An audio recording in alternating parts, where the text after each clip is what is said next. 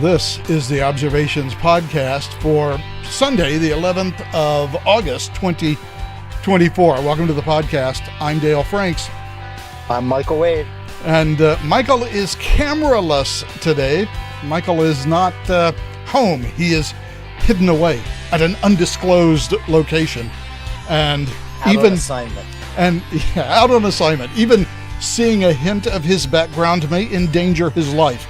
So therefore, he's on the phone with us today. Although not on the phone, you're on the Zoom app, so your sound quality is way better than it would be on the phone. Yeah, which especially for the audio portion of the podcast, that's what's important. I don't know I don't actually know who listens to the podcast on just the audio version on their podcast app or who watches it on YouTube. I really don't have any way of gauging that other, I guess, than by my monthly bill from Amazon Web Services for the streaming bandwidth. It's been a couple of weeks since we talked. Much has happened. Probably the most important thing that's happened, I think, in the past couple of weeks is this. The switch, and a fairly substantial switch in the state of the race. So this is the Real Clear Politics polling average. Now, this is a national poll. National polls are not super helpful because we don't have a national election for president, but it gives us at least a snapshot, I think, of sentiment. We could go into each of the polling averages for all of the individual battleground races, and in fact, we'll probably take a look at that here in just a second, at least in text.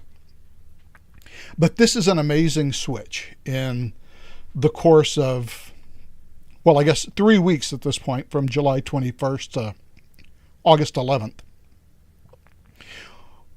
Clearly before Biden dropped out, Donald Trump was as close to being reelected as he could possibly have been. And there was an instant 2-point jump for Kamala Harris right from the beginning. And now the polling average has switched, with her up at 47.4% and 46.9%. We see something similar if we look at the RCP betting average. Now, these are from the betting markets, the prediction markets, but they've shown, along with the polling, a similar kind of switch in the campaign.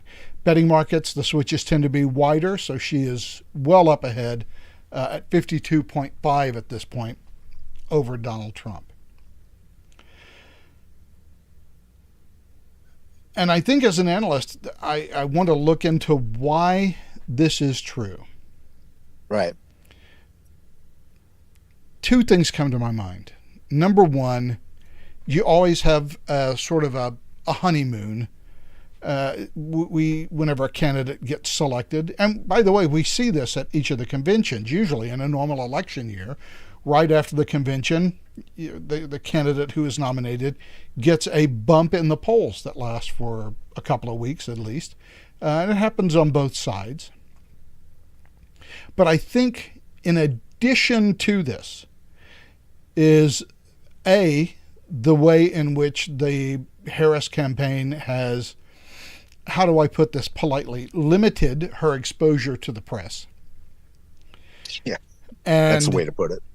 B, the fact that the press, as far as I can tell, are perfectly happy to serve as essentially the Harris campaign's stenographers. Right. Yeah, they're not pressing her to come out and give a press conference. They are fluffing her as much as possible, and Tim Walz. And, I mean, they're just basically another arm of the campaign. Which brings up a question. Since that is so, then why in the world is Donald Trump concentrating on things like this? Georgia Governor Brian Kemp. Yeah, I didn't understand that either. And I just saw something briefly about it. I, yeah, it's just completely stupid. Here's something he said on Friday, day before yesterday, when he was asked if he'd be able to repair the relationship with Brian Kemp. I don't know if I can or not. I got him elected. Without me, he wouldn't be governor. I got him elected. He was doing terribly. When you get someone elected, they're supposed to like you. Okay. Well, 2 years ago, Donald Trump actually ran a primary opponent against him that Brian Kemp beat by 50 points. Right. Brian Kemp then went on to win the governorship by a 12-point margin. However, even if we arguably say that Donald Trump did not support him in 2022, the fact is that Brian Kemp has essentially endorsed Trump for 2024.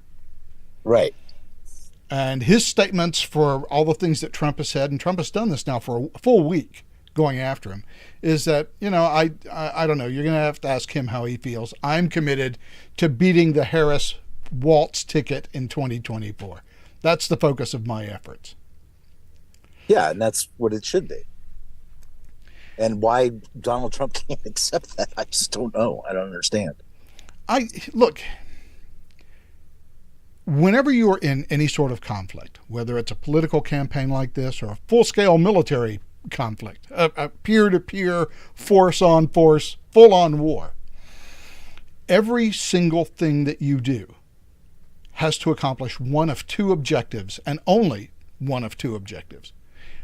Either it helps you win, or it assists in your opponent's defeat. Anything else that you do, literally anything, that does not accomplish one of those two goals is a waste of your time. Right.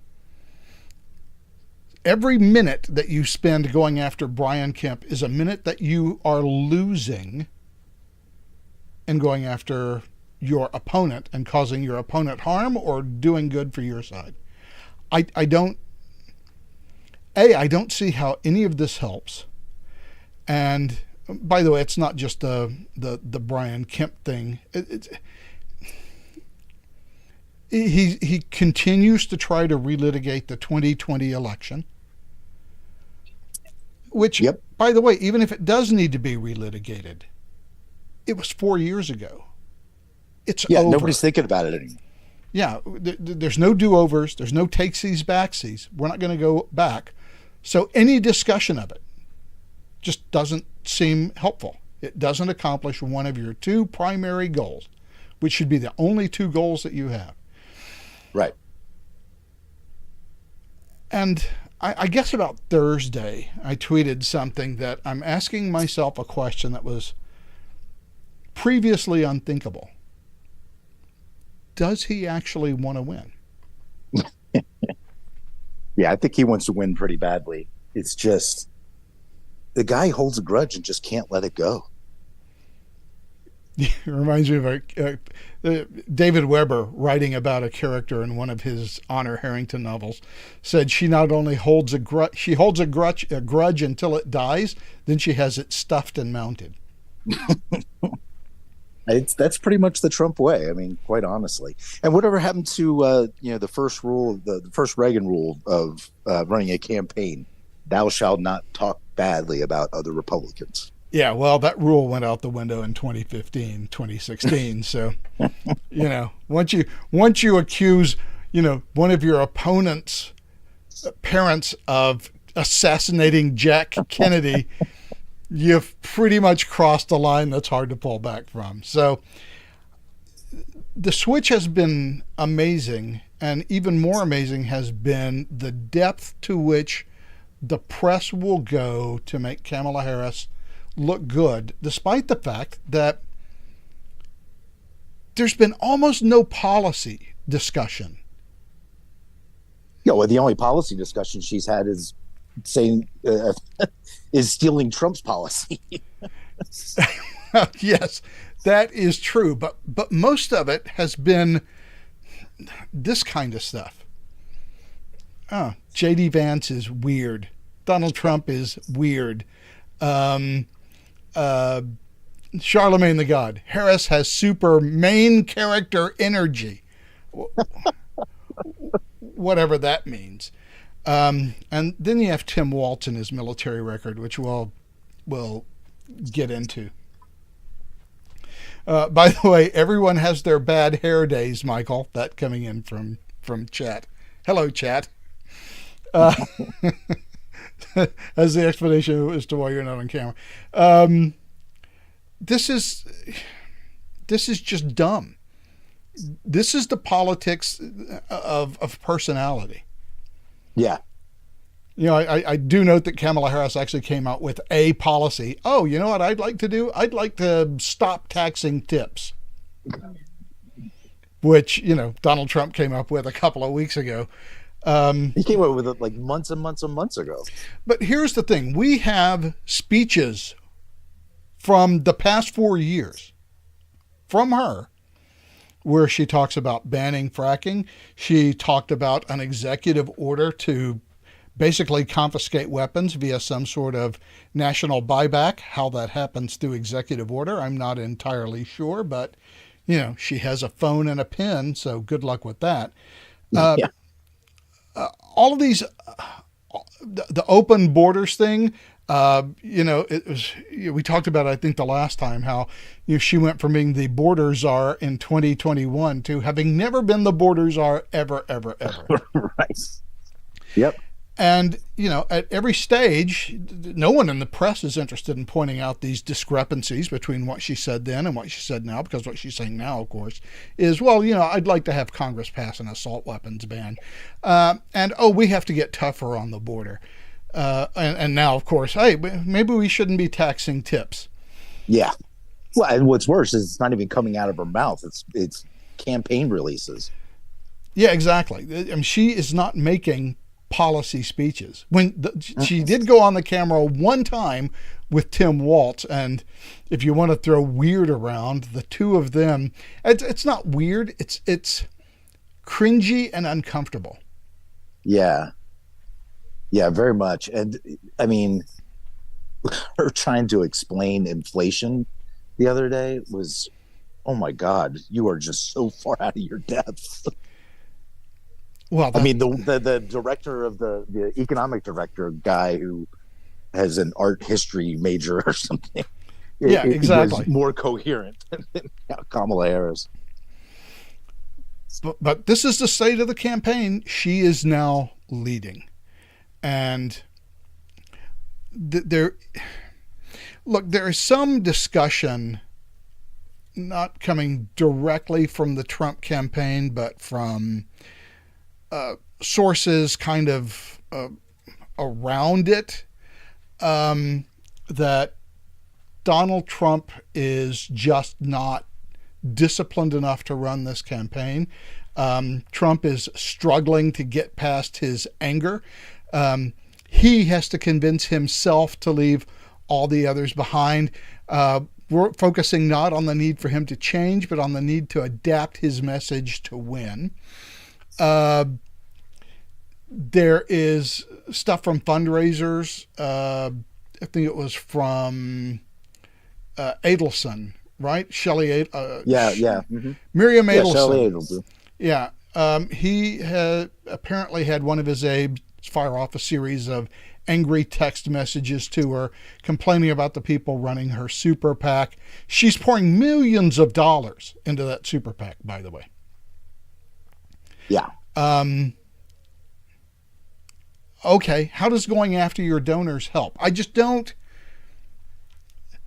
haven't seen from the Trump campaign over the past 2 weeks, I haven't seen anything that indicates either he knows what needs to be done to win, or he's unwilling to do what needs to be done, or whether he doesn't care. I don't know.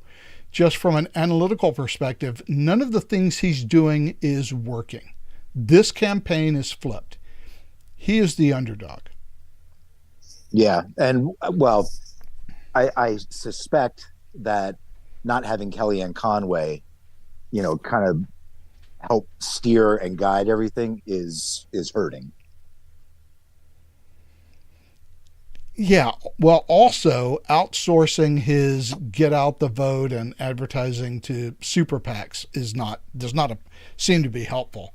I'm seeing lots of reports from people saying, I was watching the Olympics. There were like 4 Biden-Harris ads and not a single, or sorry, 4 Harris-Walz ads, not a single one for Trump. Where's the advertising?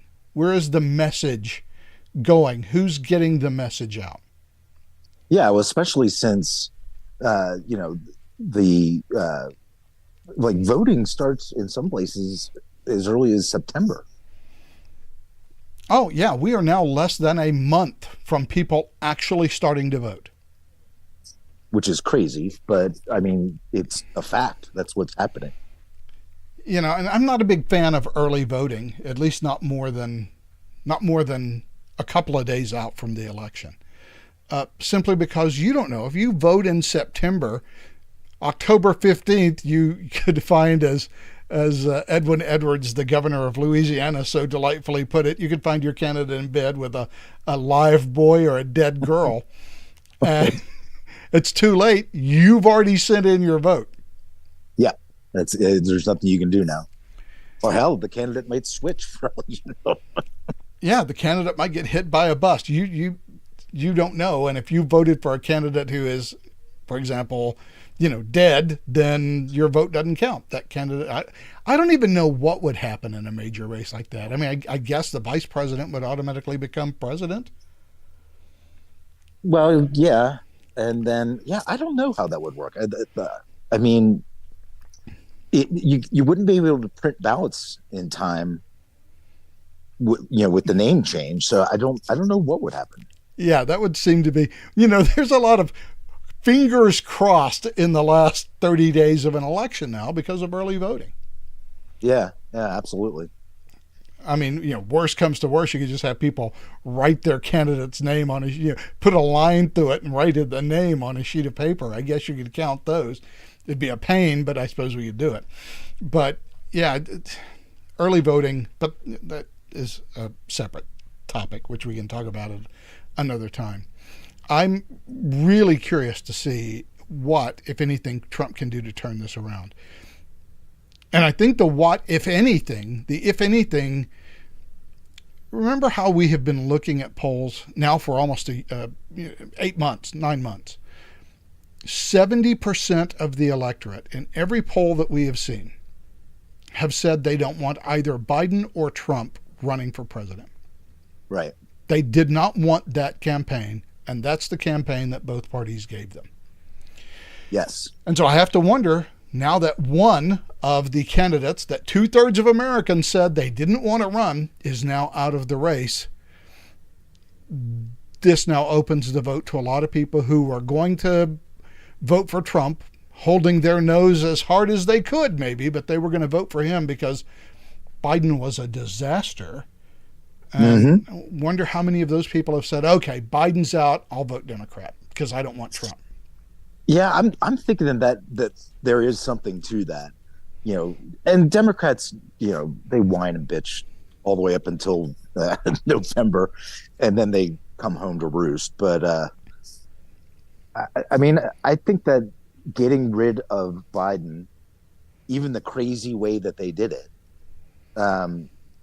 really buoyed some spirits in the Democratic Party. And then when's their convention? Is it this week? Yes, in Chicago. It should be. That's right. It should be interesting. Well, and that may, depending on how crazy it gets, and if it's like 1968, and it may even be worse, then that may do some damage. And let's face it. I mean, a lot of what was pushing Trump up was the damage that Democrats were doing to themselves. And, now that's all past. Yeah. And, I keep hearing this, it's going to look like Chicago in 68. I don't see why it would. I mean, it might have if she had chosen Josh Shapiro as her running mate. Yeah. But choosing Tim Walz, we've basically got a couple of Commies. We've got a couple of commies, people who have called themselves socialists, or as Walz puts it, neighborly, running for election. And since there are so many left-wing activists that are sort of the diehards for the Democratic Party, I don't know what they would have to riot about at this point. Well, I know that a lot of the pro-Hamas wing are going to be there. And they do not seem to be at all worried about wreaking havoc and causing as much turmoil as possible. And including, a whole lot of damage and destruction. Yeah, right in violence. But why? I mean, what is there on this Democratic ticket that they have to be upset about? Well, they're still saying that they support Israel. Okay. And that Israel has a right to exist and to defend itself. Okay. Well, I will say this about the state of the race. At this point in 2016, Hillary was ahead by 6 points. That's right. So Kamala Harris should be ahead much farther than she is now.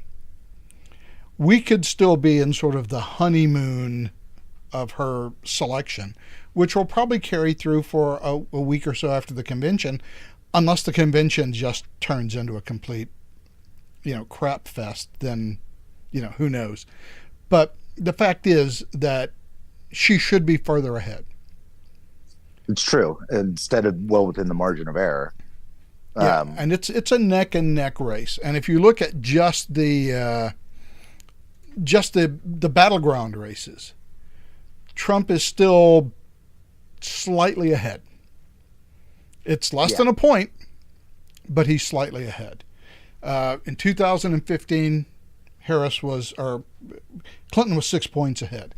I think in 2020 at this point, Joe Biden was 4 or 5 points ahead. Yeah. And so the fact that Kamala Harris is ahead by less than 1%, that's underperforming the last two election cycles for Democrats. Right.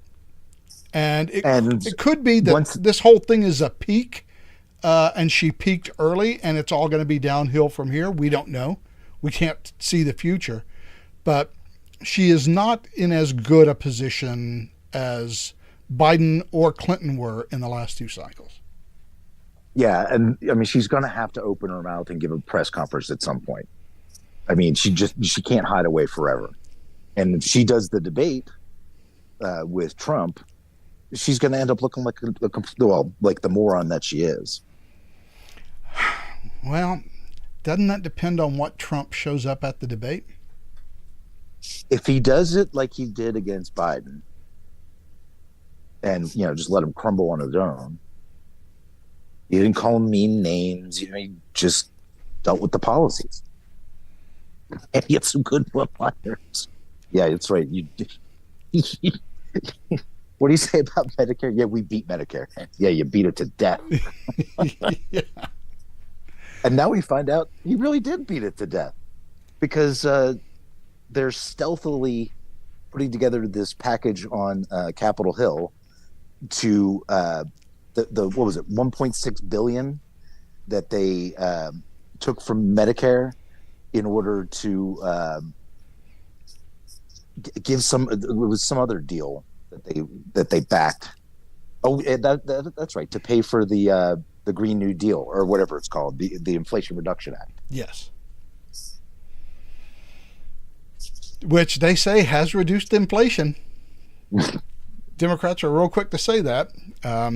I think the best Not argument. Sure how. I think the best argument you could make is, and I don't even know how you could point to that act as the one that has reduced inflation, but the rate of inflation has declined slightly, which is a good thing, I suppose. But it's still going up. It's still going up. That's right. And then Kamala Harris, and you have to, political candidates often say things that betray their basic lack of knowledge about a subject. Yeah. economics is one of the big ones where politicians just tend to be unable to speak competently. And Kamala Harris came out and said something of the effect is not only are we going to, if I'm elected, not only will we beat inflation, but we will reduce prices. Okay. So basically we're going to have a deflationary recession. Is that what you're telling us? Because that'll certainly do it. And one of the prescriptions she had was to put price caps on stuff. And it's like, lady, do you not understand how this works? There are a couple of things that Democrats just love. Well, politicians in general, but Democrats especially. Price controls. Yeah. Whether it's in the form of rent control or whatever, the first thing that they jump to whenever prices start rising is, maybe we need price controls. Right. Which have never worked anywhere. They've never, ever worked. In human history, they have never worked. And we have examples of it going all the way back to the Middle Ages. It never works. But it does give you the appearance of doing something. Well, and that's all it gives. But it also it raises prices for everything. Yeah. It just doesn't work. But the idea, and people hear this, by the way, when they hear, oh, she's going to lower prices. Well, great. That's good. Deflation is generally not considered a good thing. Right. Deflation is generally a sign that your economy has cratered. Mm-hmm. And the only exception to this, I think, that I can think of ever in history is the period between 1870 and 1880. When over the course of a decade, prices declined by about 10%. Of course, this also happened right at the time that America was undergoing a huge bout of industrialization. Right. And so we were still in Reconstruction as well. Yeah, and the fact that the economy was growing was sort of counterbalanced by the fact that we were basically making things cheaper. We were industrializing and making things, mass producing goods for just about the first time in American history, mass producing consumer goods. Right. So if we can do that, if there is some way that we can just mass produce goods at much lower prices, which I don't think we can do unless we get, Star Trek replicators and we do away with scarcity. I think all the low-hanging fruit in productivity has been met. Yeah, it's a well-picked tree. Because the huge leap in productivity in the 1870s is also another factor. But that's super unusual.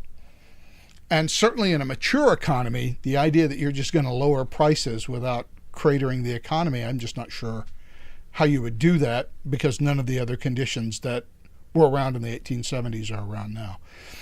But of course, it sounds good to people, and that's what our elections have become. What sounds good to the most people? And we're not going to get any specifics about how that policy works. We're just going to receive blanket assurances that, hey, this will work. Yeah, pretty much. And most voters are not super economically literate either. So it sounds like, well, what else would you do? Why wouldn't price controls work? Just order people not to raise prices. Right. Oh, but raise their salaries at the same time. Yeah, exactly. But we'll increase the minimum wage, but we'll have price controls. All right, let me. And as you order your hamburger from the robot at McDonald's, you can comfort yourself by the fact that the 10 teenagers that no longer work there, teenagers don't. They should be concentrating on school anyway, I guess. Right. Yeah.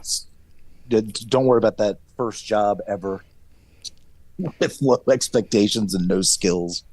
Yeah, by the way, while we're talking, what do we think about the idea of no taxes on tips?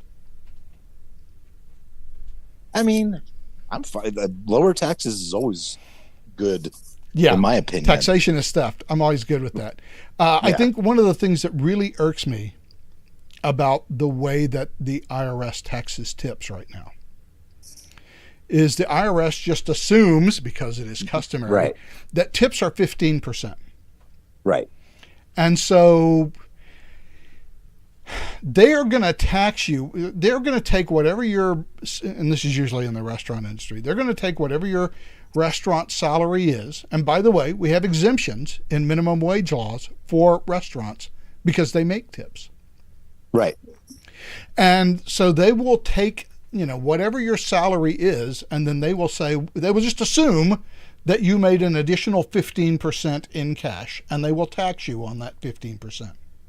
Right, which makes no sense.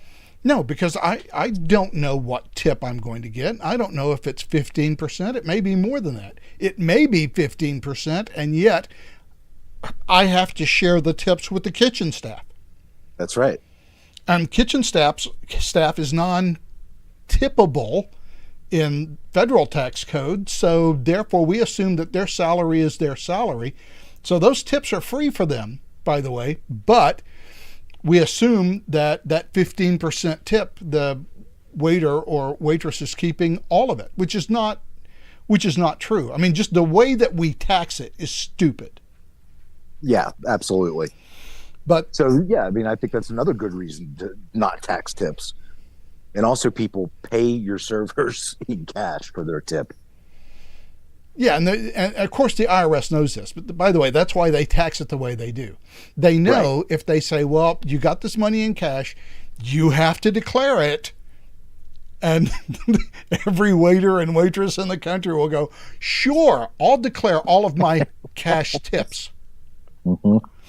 Don't worry about that. That'll be declared. And everybody knows that they won't be because they're not trackable. They're in cash. Right. So, which also, by the way, why not have a digital currency so you can track all of that? And then you know exactly what the tips were, which is about as dystopian as I can imagine. I was going to say, that's just so creepy. But it's not like waiters and waitresses. If you're working at Denny's, you're probably not rolling in the dough. No. And going after those tips is not gonna help very much. No, not at all. Yeah, exactly. That's the other thing. It's not going to raise much revenue for the for the government, and it's like a drop in the bucket compared to what they spend. So there really isn't much point to taxing them. No, so it seems like a decent policy all the way around. I'm not sure why I know why we did it, because the government is greedy and they want every penny that they can get. But but I mean, for waiters and waitresses, I mean, unless you are a waiter and a waitress at some sort of Michelin 4-star restaurant, that extra 15% ain't much, and it probably isn't much to live on. The average waiter or waitress at a Denny's or whatever today is probably taking home, I don't know, 30 grand, 36 grand. I would say it's even less than that. I would say put it between like 20 and 25. Yeah. And by the way, a 1-bedroom apartment here in Southern California, for example, 1-bedroom apartment is well over $2,000 a month. Yeah. So that 36 grand a year, even if you work at a decent restaurant and you're getting decent tips, that 36 grand a year may get you barely a 1-bedroom apartment. Yeah. For, $2,200 a month. These are not the people that we should be going after to grab every single penny from. Right. Of course, that implies that there are people who we should be going after every penny from, which is not the argument I'm making. Again, our problem with taxation is that, especially on the Democrat side, they're demanding European levels of social services, but American levels of taxation. Right. Well, actually, I mean, we have an incredibly progressive tax system, and the at the top 1%, top 10% level, and pay way more than they do in Europe. But in Europe, everybody pays the tax. I mean, anybody that buys anything pays the tax. Well, that's the thing. If you want European levels of social services, you can have them. All you have to have are European levels of taxation. Right. The average country in Europe taxes at England, it taxes a bit lower, but in general, in continental Europe, there are generally three tax rates. They are generally around 40, 50, and 60%. There's no home mortgage rate deduction or any of that crap. Right. They just take 40, 50, or 60% of your income, depending on how much you make. Right. On top of that, there is generally a 18 to 22-ish% VAT on everything that you buy that is not either non-prepared foods or clothing.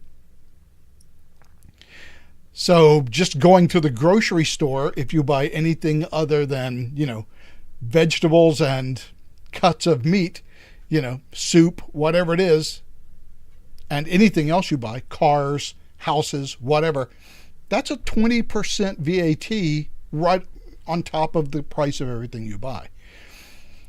Gas taxes, the average, we talk about $6 a gallon being awful in America. Well, why don't you trot over to France and try to fill up your SUV at $12 or $14 a gallon?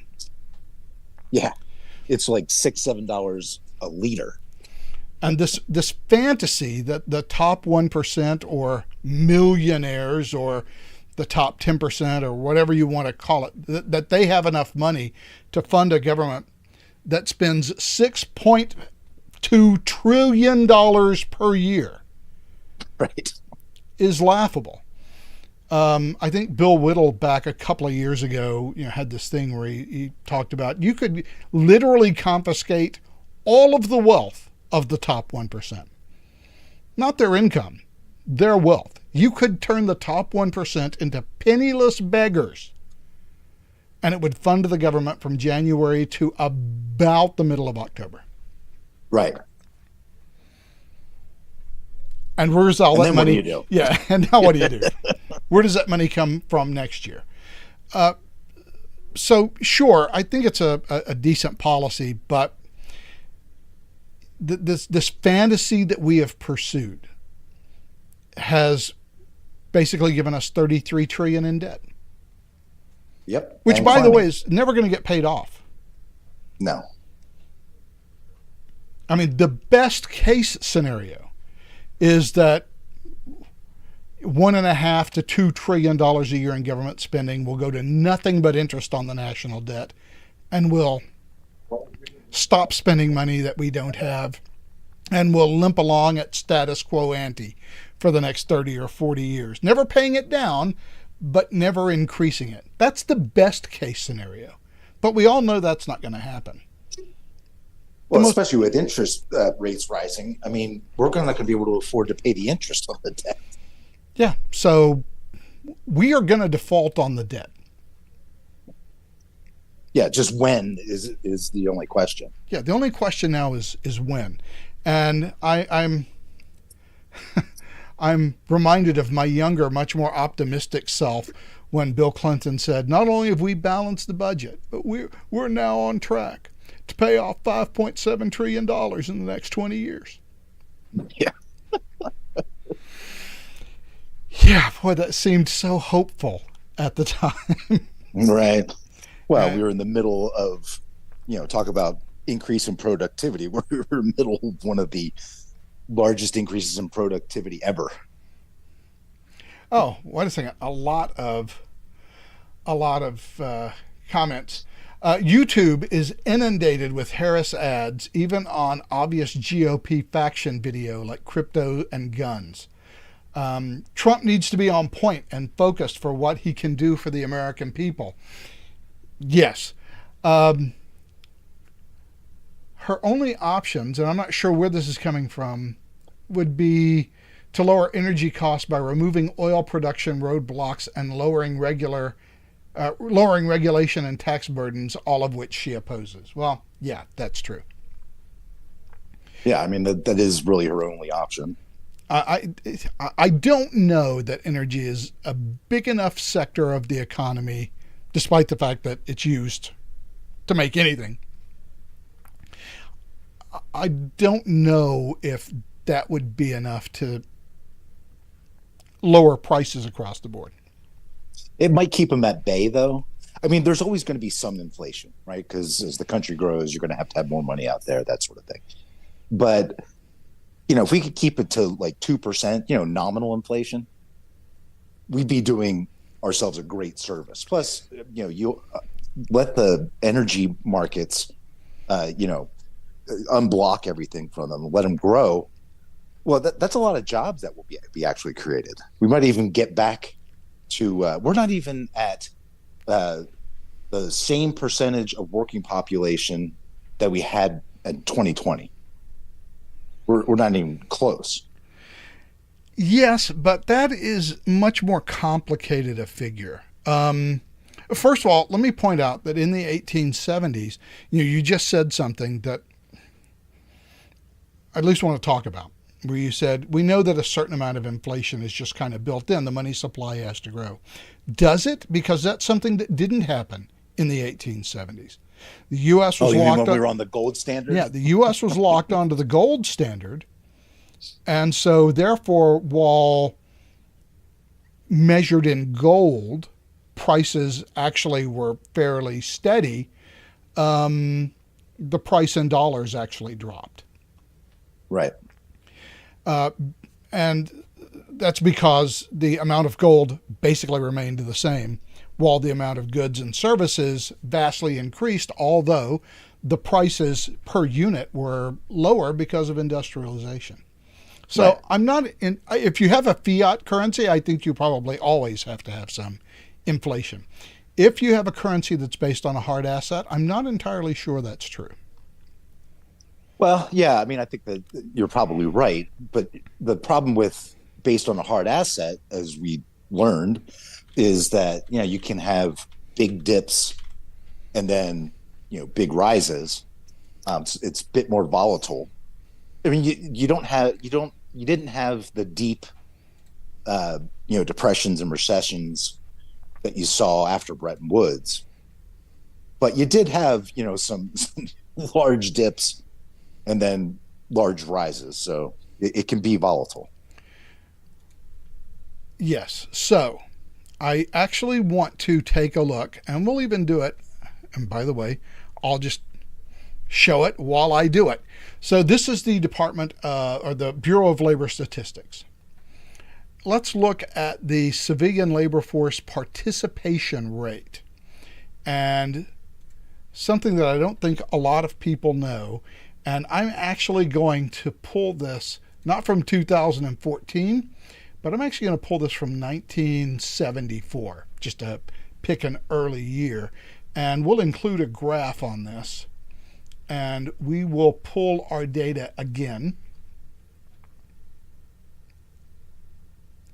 And you are right that we are nowhere near the civilian labor force participation rate of 2019 or 2020, when it just fell off the cliff. And Right. we have been trying to climb back since then. I find it fascinating, however, that the civilian labor force participation rate basically peaked in 1999, 2000 in that point. And since then, it has been steadily declining. Yeah.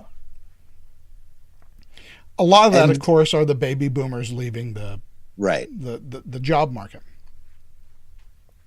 And then everybody going to school.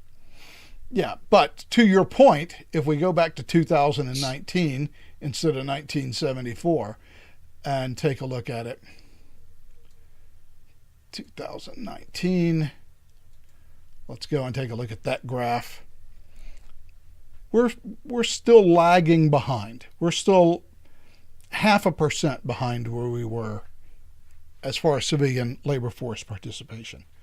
Yeah. It has been a long slog, and we still have not reached status quo ante of where we were in 2020. Of course, because labor force participation has been declining since 2000.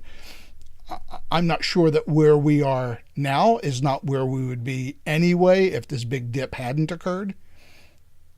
Just the decline might have gone from here to here fairly slowly instead of re-rising, which is why I think a long-term look at labor force participation is probably a little more informative, because this is what it looks like since 2000.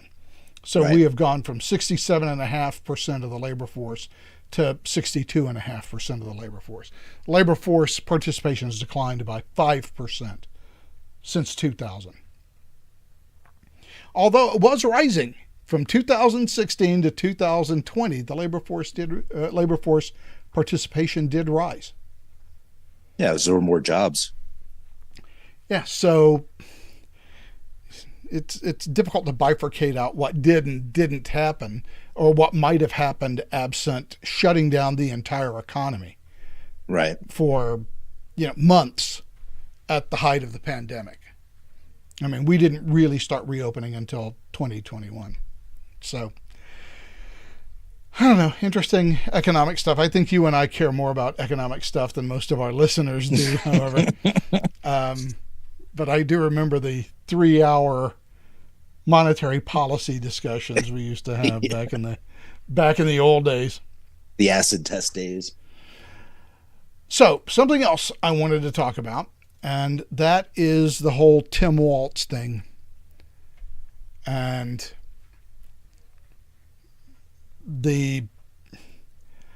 I guess that, wait a second, join Fox News for access to this content? No. I guess we won't get to that content. I guess there's a limit on how much you can see, but I apparently have overgone my limit. So in 2005, Tim Walz retired from the National Guard. After 24 years. After 24 years. This is where it all gets murky. Now, there have been a lot of people on Twitter bandying about the term Blue Falcon, which is basically a service member who basically talks a good game, but whenever they get a combat deployment, they do everything they can to get out of it. If they have to leave their unit in the lurch, they'll do it. And one of the big people who have been doing this is Kurt Schlichter. He retired as a colonel from the U.S. Army, both active Army and then National Guard. And they've been saying he abandoned his unit. He should have gone on this deployment. He left his unit in the lurch. Stolen valor has been bandied about for Tim Walz. So what actually happened, as near as I can figure it out, again, trying to be a logical analyst on this, he accepted promotion. Now, again, he'd been in the National Guard at this point for 23 years.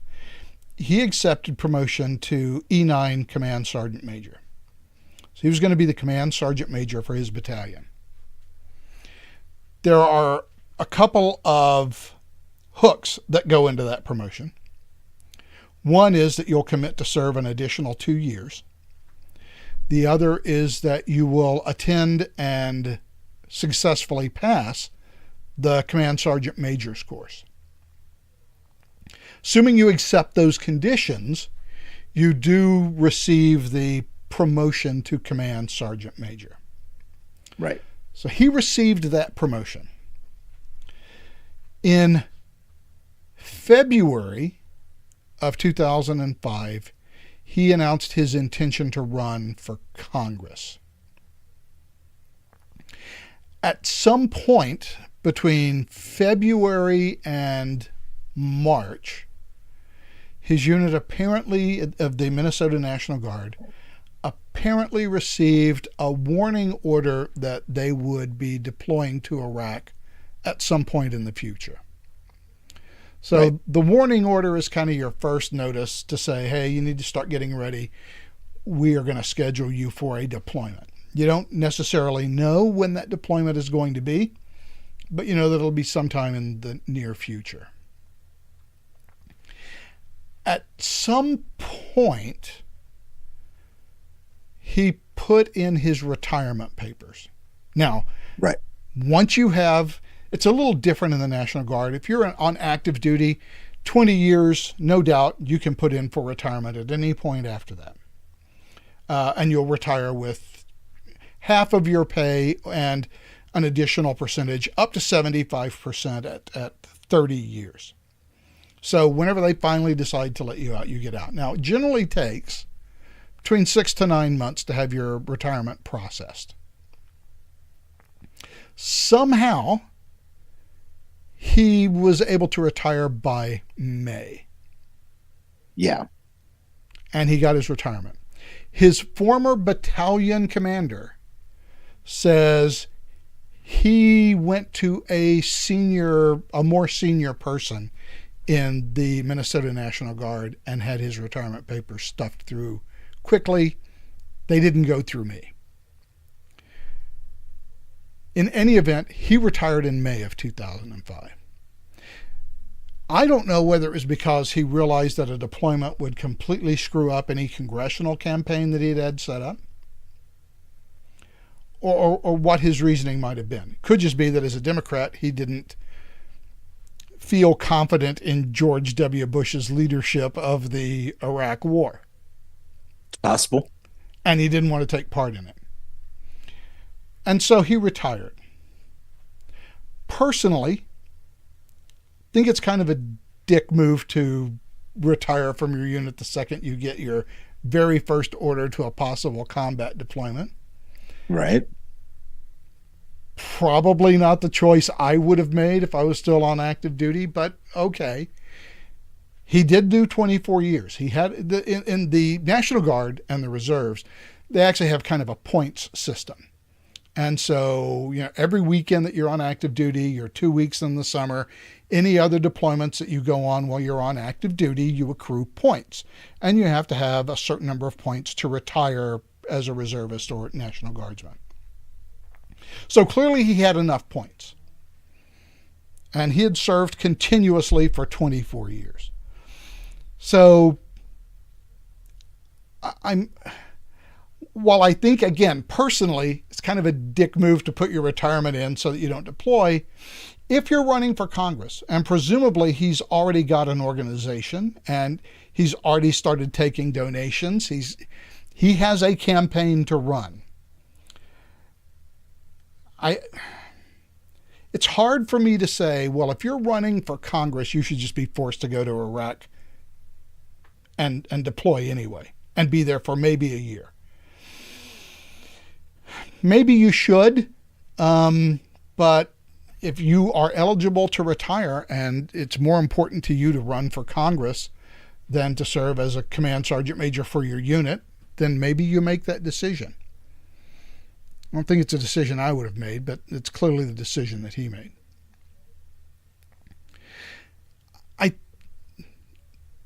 The thing is that once he did that, the Army went back, looked at his retirement, and said, okay, well, when you got promoted to CSM, you were supposed to do a couple of things. You were supposed to stick around for 2 years. You're supposed to go to CSM school. You didn't do either. So Right. The Army administratively demoted him back to E8 Master Sergeant after he retired. Right. And this is where it all gets murky. He was the command sergeant major for his battalion, even if though it was technically, I guess, It was conditional. it was a brevet rank. He wasn't really a command sergeant major at retirement because he didn't fulfill the conditions. And so he got to wear the rank and he got to call himself the command sergeant major, but then the Army retroactively reduced his grade to master sergeant. So question number one, if he has challenge coins that he gives out as a Congress member, and his challenge coins refer to him as a retired command sergeant major. Which he's not. But he was at one point a command sergeant major.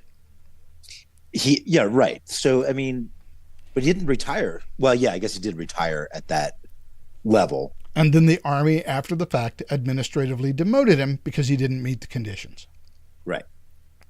Yeah, I'm not sure that's as big a deal as the other stuff. But you're right that a lot of the right has gone after him heavily for that stuff. And I don't think a lot of them understand it as well either. Yeah, but here's the thing. Kurt Schlichter does. Yes, he does.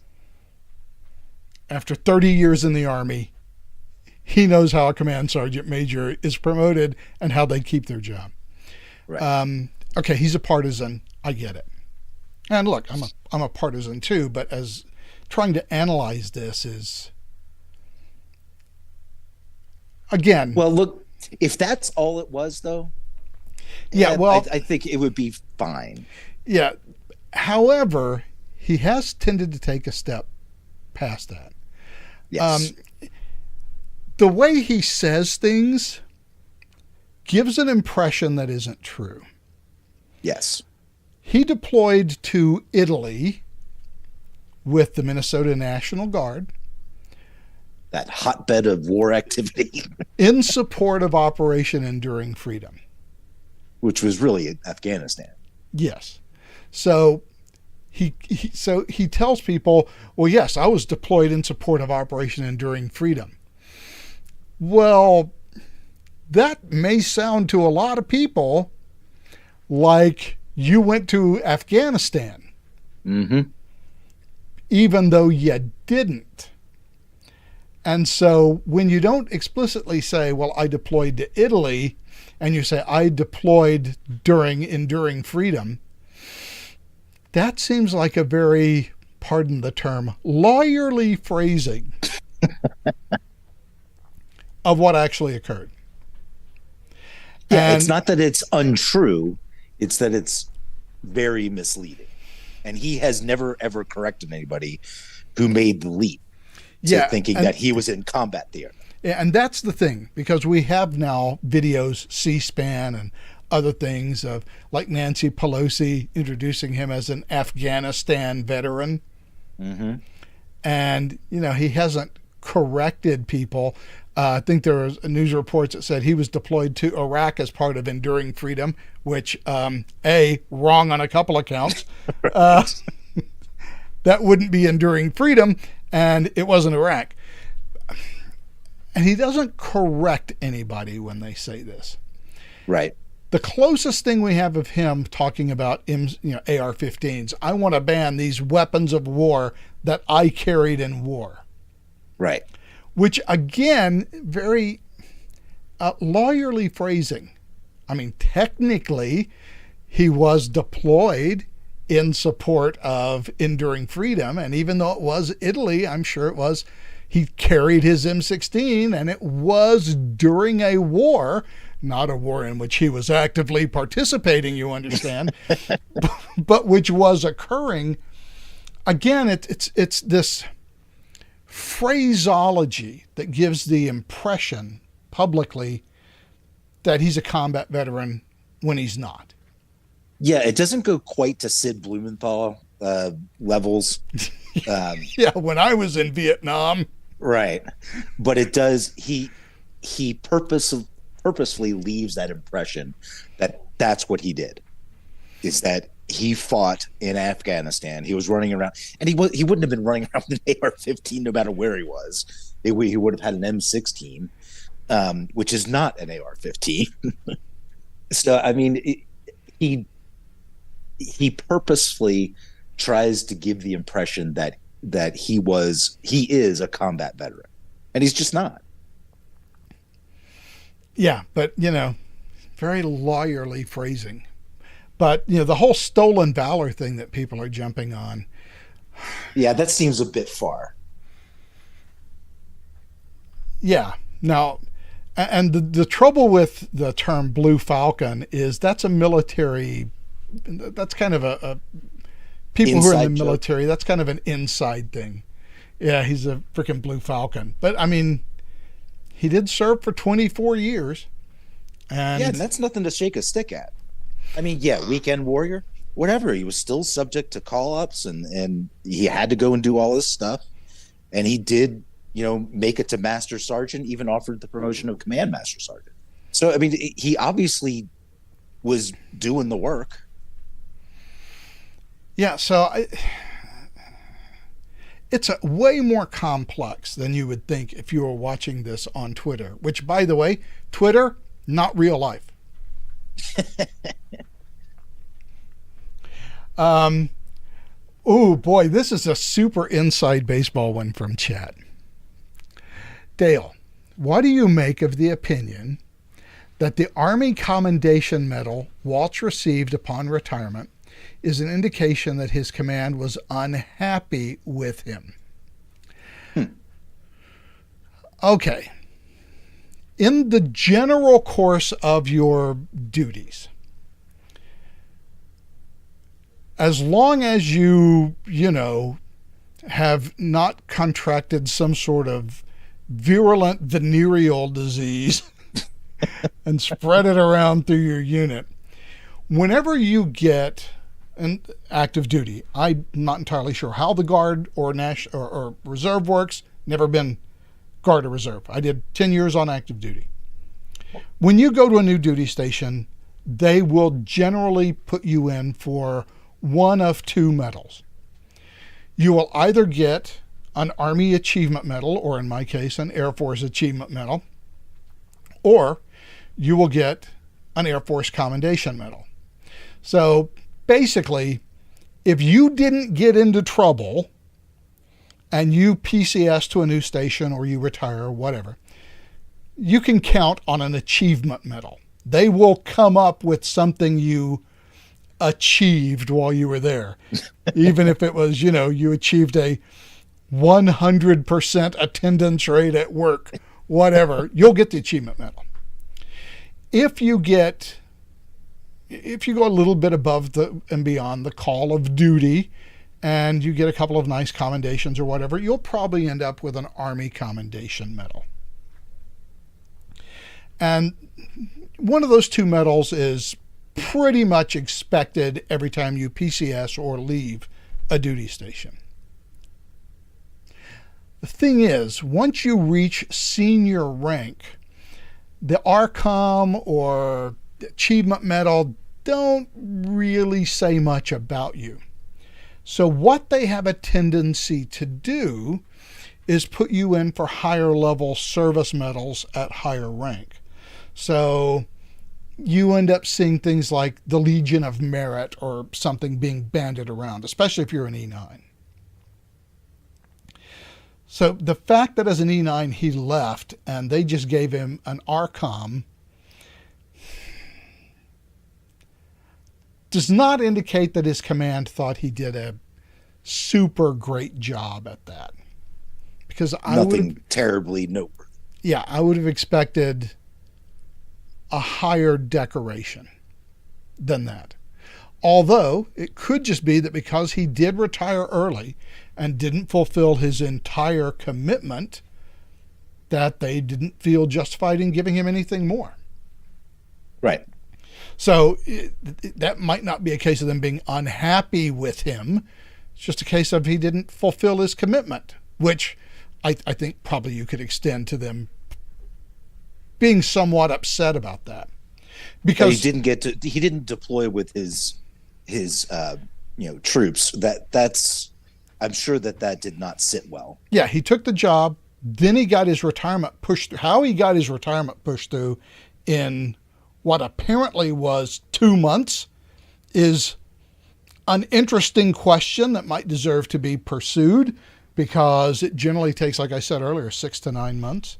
So that would be something interesting to look into based on what his battalion commander said and the person who replaced him as command sergeant major. They were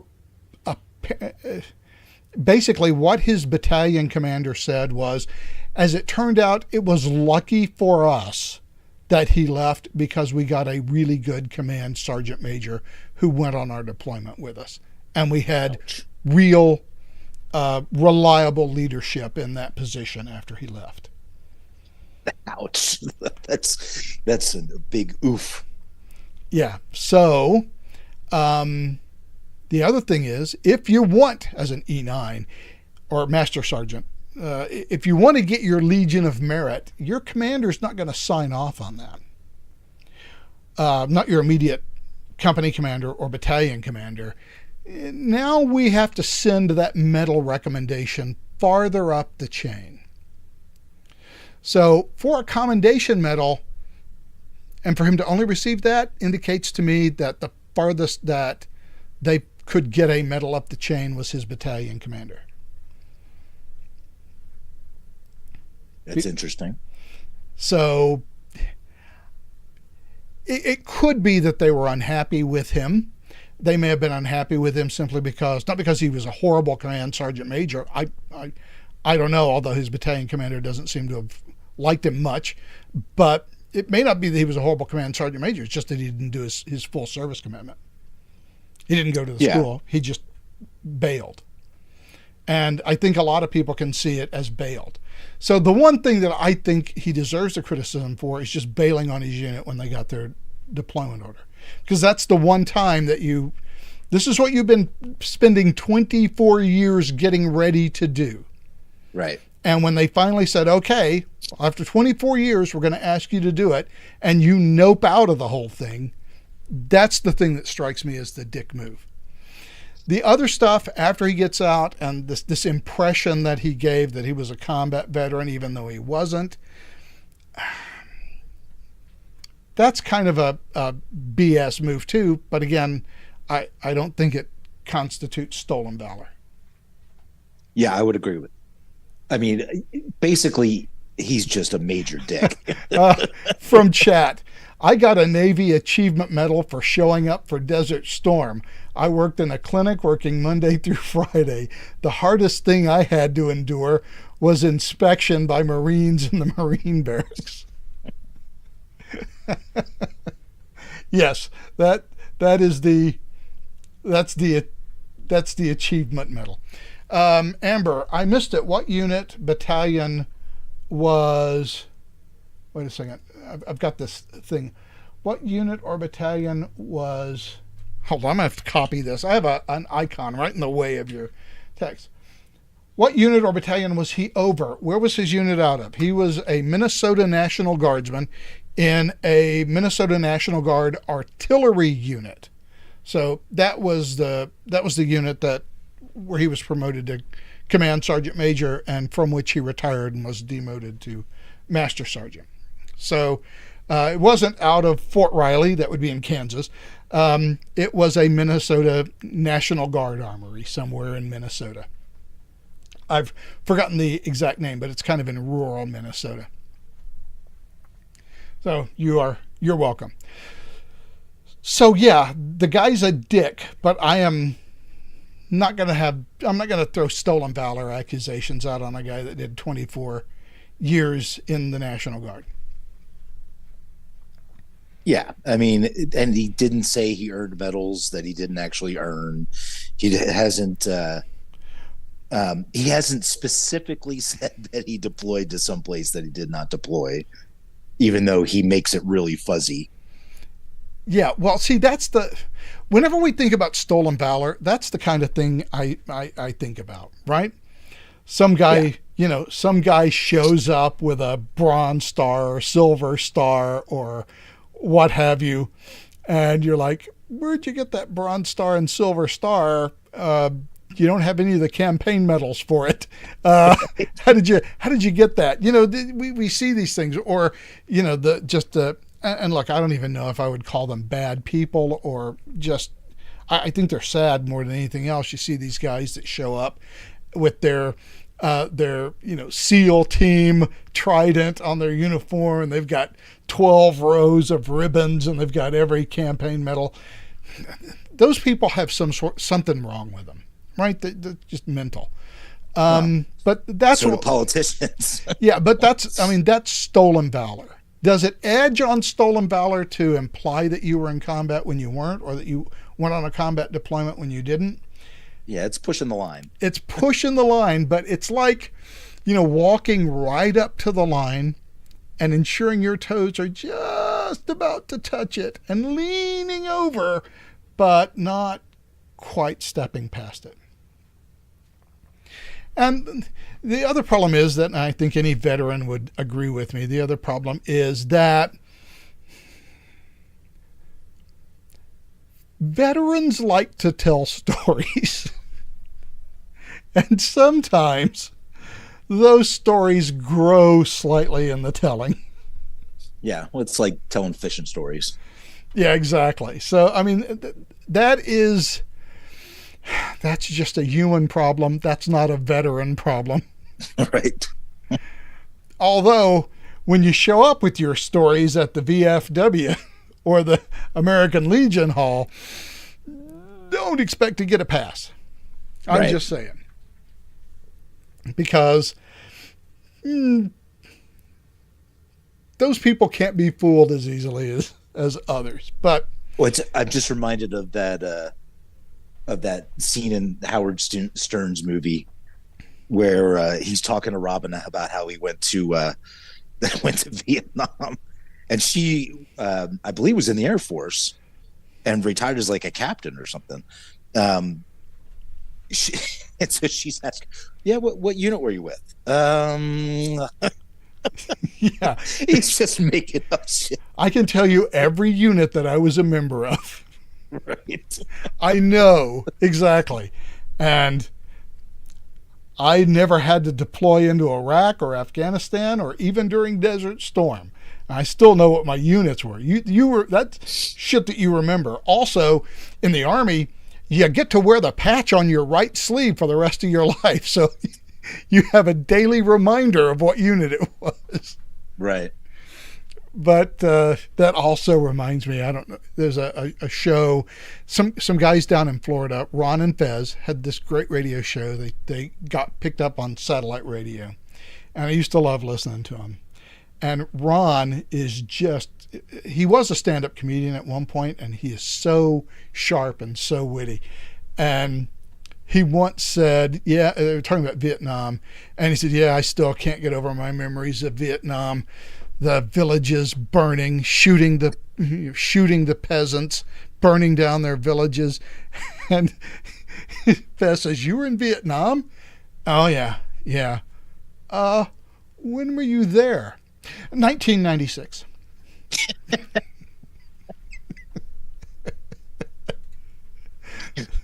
Those memories of Vietnam. That was just a perfect way he said it. So, when were you there? 1996. That was the best.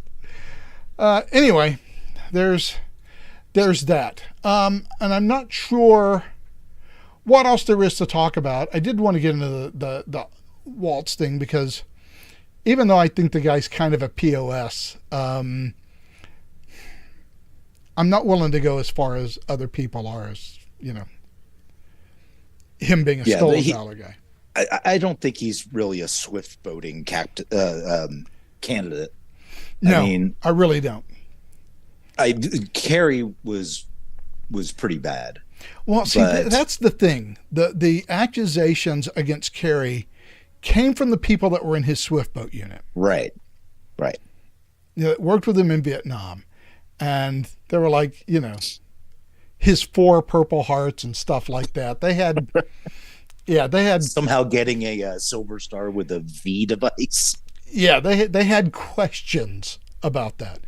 I think it's really hard to do that in his case. I think you can point out that he's probably not a guy with perfect character, and he probably does want to make his military service sound more important than it actually was. But I think he was lawyerly enough about it not to step across that line. Yeah, I think I would agree with that. And so I'm just not willing to go to the same lengths of condemning him for that other veterans have. And look, how much of that condemnation is partisan based? Because on the other side, it has to be. Because on the other side, You have people saying, well, what is a J.D. Vance? He did one enlistment. He went to Iraq as a combat correspondent, and he sat in an air-conditioned office and wrote press releases. How dare he go after Tim Waltz for his 24 years of service? Well, he did serve in a combat zone. Well, and where was that office exactly? The thing is, he did join the Marines and he did go on his combat deployment. Now, he was in and that's the other thing, and veterans do this to each other, which really irks me, is, 11 Bravo better than 37 Lima, Right, yeah. Were you really in combat? Sure, you were in theater. But, like going back to Vietnam, we had like 650,000 guys in Vietnam at one point, of which maybe 100,000 were in the field. Right. And the other, 550,000 were in Saigon and Quang Tri, unloading ammunition off of boats. Okay. But, I mean, all of those people are hanging out on supply ships out in the Gulf of Tonkin. Yeah, look, not everybody is at the point of the spear. Yeah. And actually, those guys need the logistics guys to get things done. So. Most people are on the shaft. Right. That's why it's longer. But as we've talked about his military service, but as I am reminded from chat, don't mention his policy of taking kids away from parents, his tampon policies for boys' bathrooms. Yeah, that's if you really want to hit on Tim Waltz and Kamala Harris, the arguments about Tim Waltz is, look, the guy he's fully into the transgender ideology. So much so that if your kid says, I'm a girl, and you say, no, you're not, the state will come in with guns and take your children away from you. Yeah, and they'll take, they will actually take children from any other state and deprive the parents of their rights.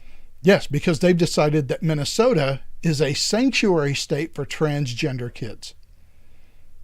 So if your kid can get to Minnesota, then they will just remove your parental rights, even if you live in, Michigan or, well, Wisconsin would be a little far away, but Illinois, Iowa, it doesn't matter. Florida.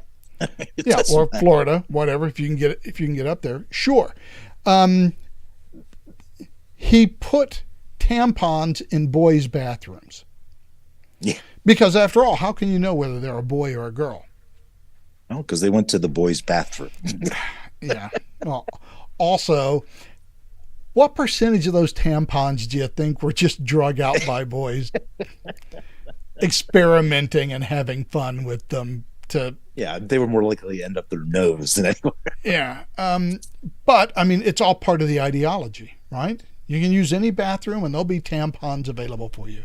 So even if you're using the boys' bathrooms, if you still need a tampon because you are a boy, you're a boy who has periods. And so you need to have them available to. I mean, this kind of thinking. And he's not alone in this. There was this controversy about these two boxers that won the gold and silver for women's boxing. And I'm not entirely sure as to whether they are men or women who have, genetic differences. Because I know the one from there are some people who are born intersex, even though it's very, very rare. Yeah, the one. So the gold medalist was from like Thailand, I think, or no, Taiwan, maybe. I can't remember. Somewhere in the Far East. No. I think it was the Moroccan guy that won, and the Korean. I'm pretty sure it's the other way around. But either way, came in the second. other guy. That's what I thought. But anyway, either way, the one from Morocco who broke the Italian girl's nose had been rejected before because he's XY. They allowed him in because he claimed, they didn't check, that he was intersex, even though he'd been rejected before. after taking the DNA test. Yeah. Well, the upshot of all of this is that this did cause some sort of controversy. The IOC had to address it. And the IOC's head of boxing came out in a press conference and just said, well, there is no scientific way of determining who is a man and who is a woman. Right. It's like, what? I mean, how far have we strayed here, buddy? If that should be the only way to identify. If your ideology tells you, which I can't think of anything else that would tell you, is your ideology or your religion, that there is no scientific test that we could possibly impose that could reliably tell us who is a man and who is a woman, then you have departed from reality. Yes. And that's where the left lives right now. And exactly, that's where they live. And that's where Tim Walz lives. Because, first of all, he's putting these tampons in the 4th grade bathrooms for boys, 10 years old. Yeah, who don't have, even the girls don't have periods. Yeah, we're talking about 10-year-olds. Okay, maybe 7th or 8th grade we can start. Although there is some scientific evidence that women are starting to go through puberty earlier. That's true. And they are starting to menstruate earlier, which, boy, that opens up a whole can of worms. I don't We're not even want to get into that. But yes, it does appear that menstruation is starting earlier among girls. But again, this is the ideology that will look you straight in the face and say, well, it's science has no way of telling us who is a man and who is a woman. Mm-hmm. Well, that's just a denial of, literally a denial of reality. That is a religious view. That is not a scientific view at all. Believe me, science can tell us quite accurately who is a man and who is a woman in a biological sense. But yes. It's this. But one of the things that the ideology does is this intentional conflation of biological sex and gender, because gender now means something different, and gender is basically a doorway into denying biological sex. Yes. And also this concept that somehow transgenders have had to be hidden from the world forever. I mean, Rocky Horror Picture Show came out when? In like 1977 or 78? Yeah, somewhere around in there. Yeah, definitely the 70s. I mean, Eric Curry. Tim Curry. Tim Curry played a transsexual. I mean, that's what he was. It was, I mean, back in the 70s, being androgynous. I mean, David Bowie. There's a there was a whole bunch of stuff. Well, see, here's the thing. We always talk about, and we'll always talk about how I guess repressive our society is. But you can go back and see 1950s TV shows where the big stars, Milton Berle. I mean, oh yeah, always Milton Berle in drag was a big thing. Half of Monty Python is the guys playing the local council women's committee of Flip this Wilson, or that. One of Flip Wilson's best characters. Flip Wilson and Geraldine. So we've taken what was, it seems to me, some level of tolerance, and have now just mandated not just tolerance. And I think that one of the criticisms they make is, well, the only reason that they had the transgender characters was to make fun of them. Although in both of those cases, they were not playing transgender characters. They were actually playing female characters. Right. Sure, for laughs, but it wasn't transgender. But we've now gone beyond that. It's now the second you say you want to wear a dress, your entire sexuality must change. Right. And the thing is that they mostly do this to depressed gay kids. You know, if you look at some of the Middle Eastern countries, they have an extraordinarily high rate of sex change compared to Western countries. Mm-hmm. In fact, I believe Iran is one of the places that kind of specializes in sex change surgeries. Because if you're gay, well, Yeah. they have you better hope you can fly. they have another method of dealing with that. However, if you happen to be, transsexual and I was born in the wrong body, they're perfectly happy to take gay people and make them transsexuals. Yeah. And turn them into women. And that should cause us to pause. Because that is a direct outgrowth of an absolute rejection of homosexuality for any reason. Right. And the way to fix it, oh, you're not gay, you're actually a woman. We will make you a woman. And we're kind of following that, and yet we do it in the name of tolerance and kindness. Because, the one thing that they always talk about is that these kids who are transsexual, they'll kill themselves. They have a huge that's suicide always the rate. line they use. Yeah. The trouble is, changing their sex doesn't seem to change the suicide rate. No, in fact, it gets worse. I Right. mean, not a whole lot worse, but it still gets worse. But noticeably worse, which should make you wonder whether the problem is something other than their perception of their gender. Yeah. That requires attention. And that what we're doing is basically slapping a Band-Aid on it, telling them to walk it off. Yeah. And also like the number of like kids with like who are on the Asperger's, spectrum, autistic. I mean, these are kids that have mental issues, and we're not helping them. We're actually hurting them profoundly. Well, the other problem is that I think Tim Waltz had said something about allowing even pre-puberty kids to have their sex changed. Okay, wait a second. We are now going to be doing some things to them that are irrevocable. Right.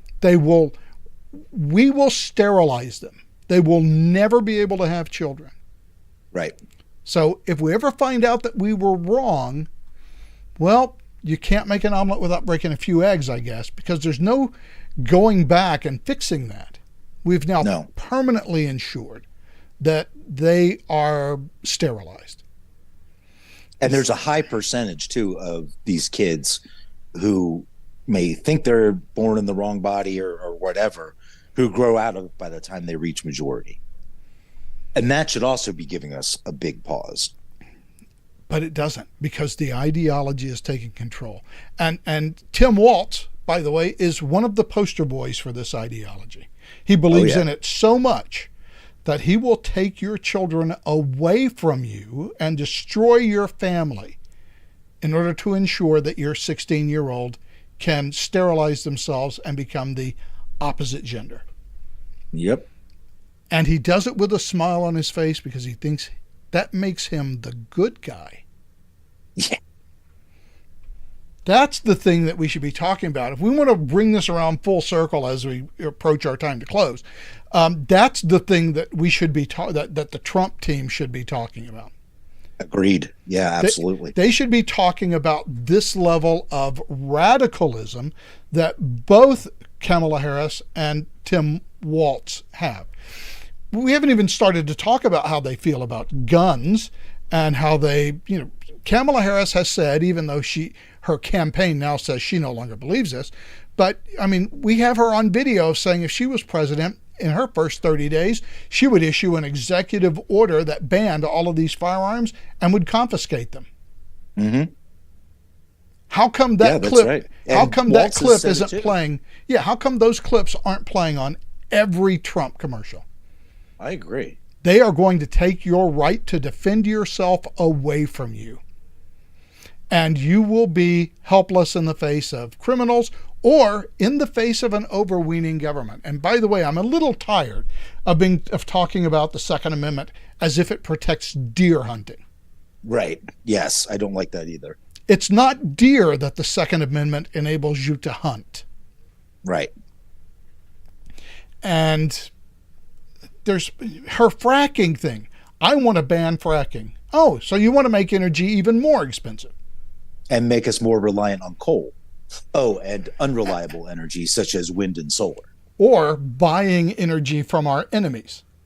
Which is, that's one of the things that really tears me up.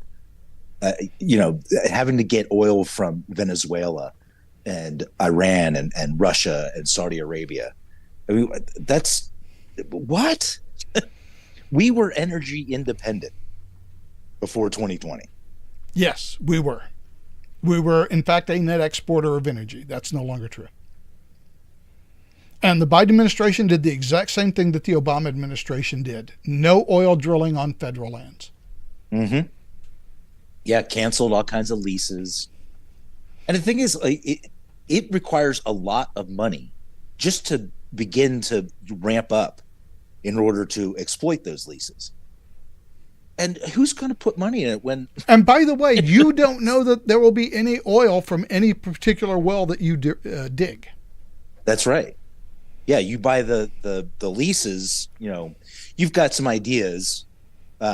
Geologists are pretty good now with, what they can figure out. But you don't know, and you don't know how much work it's going to take to actually extract any oil. So it's a big risk. Yeah, but that aside, there are plenty of things that we can talk about with Harris and Waltz. And the only person's name that should ever come out of Donald Trump's mouth or J.D. Vance's mouth is Harris. And it should only come out in a bad context. Agreed. And if you want to throw Waltz in, that's fine. Otherwise, in an environment where the media is doing everything they can to protect her. Right. Although I think J.D. Vance has done a pretty good job. He's been a good attack bulldog. Sure. For whoever watches it, yeah. Yeah, right. That's the trouble. I hear, well, look, Donald Trump does say this. Haven't you heard his speeches? No. And neither has anyone else. Because the number of people who turn on Newsmax and watch one of his campaign speeches is probably a fraction of 1%. And when it's people who are already bought in anyway.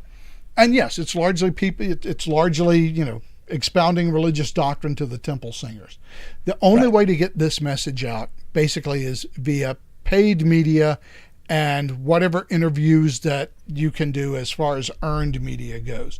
That's the only way that you can get it out. And when you take a look at how the media handles, the debate thing. Donald Trump initially said, okay, well, Joe Biden is out, so I'm not going to show up at the next ABC debate. Don't like ABC. I'm in the middle of a lawsuit with them anyway, so I don't want to go to that debate. Well, Harris says, see, he's chickening out on that debate that we were supposed to have. Whoa, hold on. Yeah, right. You weren't supposed to have anything. How about the 3 debates that you were supposed to have with J.D. Vance? Are you showing up at those? Right. No, you're not.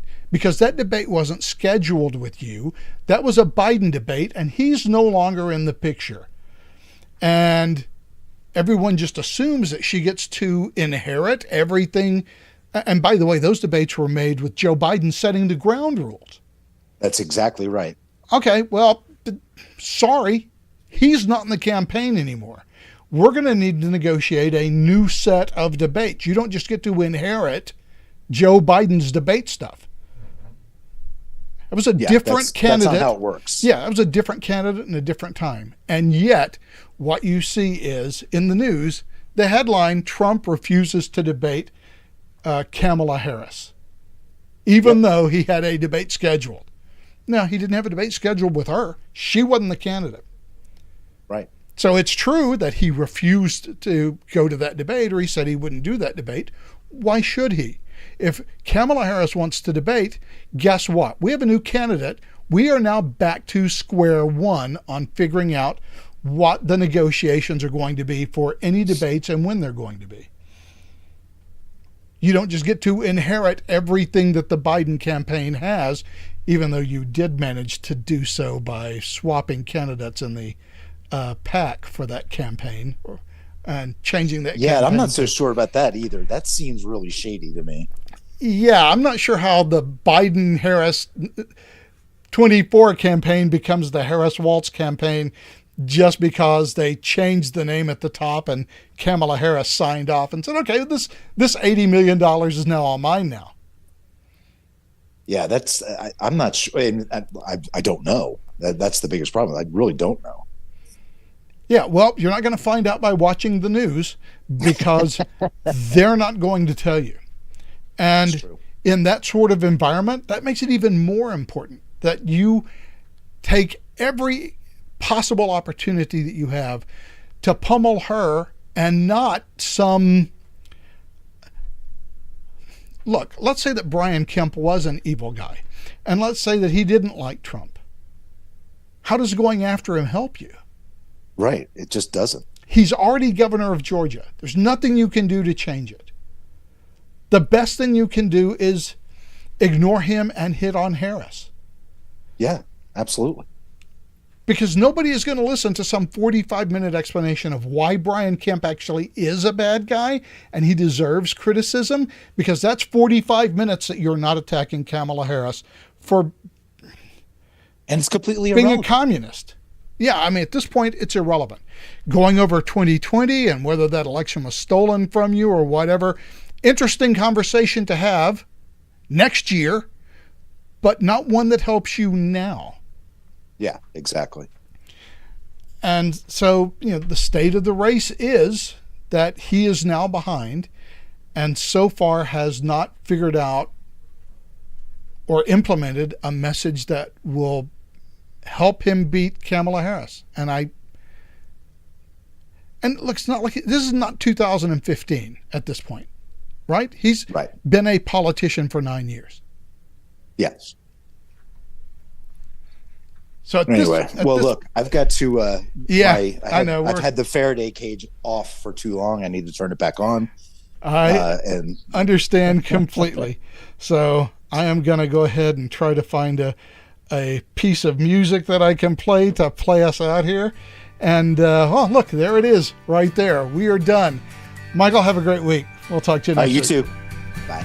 And for everybody else, you have a great week too. This one went a little long. There's not a lot of discipline for this podcast, but we'll try to fix that again next week. You have a great week too. We'll talk to you then. So long.